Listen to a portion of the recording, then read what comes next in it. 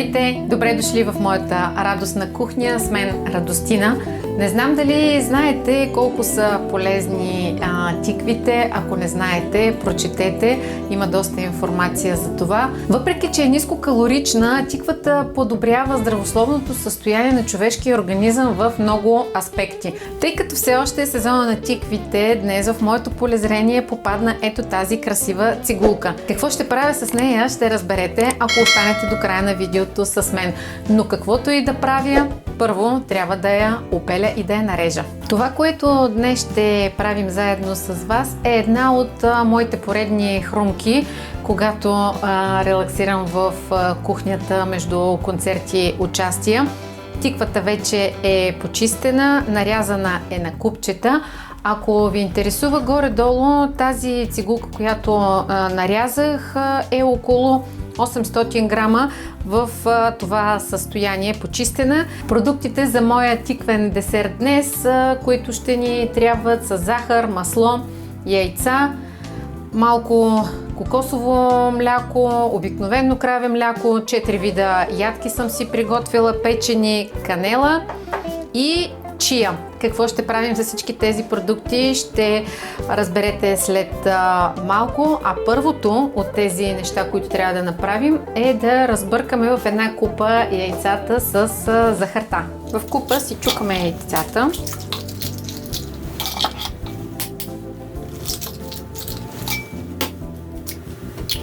И разбиваме. Прибавяме чаша и половина захар. Може и по-малко захар да сложите, аз обичам да е по-сладък винаги десерта и затова слагаме повече захар. Не забравяйте, винаги когато използвате яйца в кухнята, без значение дали ще минават през термична обработка или не, да почистите добре черупките с сапун и четка и течаща вода. Така си спестявате нерви и болести. Яйцата и захарта са перфектно разбити. Сега ще прибавим и малко ванилия за разкош. Следващото, което трябва да направим, е да си нарежем ядките. Ако не ви се занимава, може да ги смелите или да ги блендирате.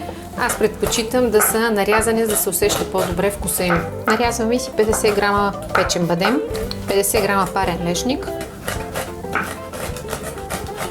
и 2 рети на кашуто, също 50 грама от него, печено. Дойде рети на орехите.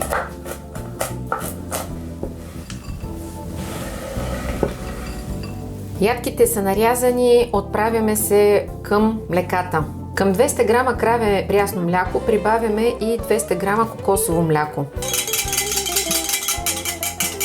Разтопяваме около 125 грама масълце. Време е да смесваме всички продукти и сипваме към тиквата ядки, като обаче оставям малко и за откоре. Слагам 1/3 чаша чия, прибавям яйцата, прибавям млеката и сипвам и маслото. Взимам една лъжица и започвам да ги обърквам всичките тези неща. Знаете, че чията обикновено трябва да се накисне, но тъй като ще ври с толкова много течни продукти в фурната, затова няма нужда предварително да я накисвате. Може да я изсипете направо тук в купата с останалите продукти. Думата чия всъщност е древна дума за сила на маите и много често я категоризират като супер храна. Всички продукти са вече вътре в купата, сега е време да ги разсипя по тези симпатични купички, които съм избрала. Те са само 8, предполагам, че няма да ми стигнат, така че ще използвам и още някои за след това. Предварително съм намазала леко с масълце, въпреки че в сместа има.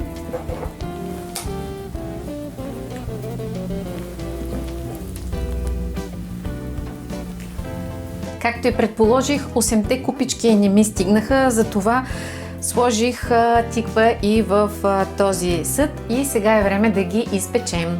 Докато тези симпатични купички са в фурната, Може да се разходите из моя кулинарен канал Радост кухнята и да си харесате още нещо за хапване. Моя супер десерт с тиква и чия е вече изпечен, приготвен с радост, усмивка и много любов. След като изстине, може да го поръсите с ядки, канела и пудра захар. На мен не ми остава нищо друго, освен да го опитам. А вие бъдете здрави и не забравяйте да се усмихвате. До скоро!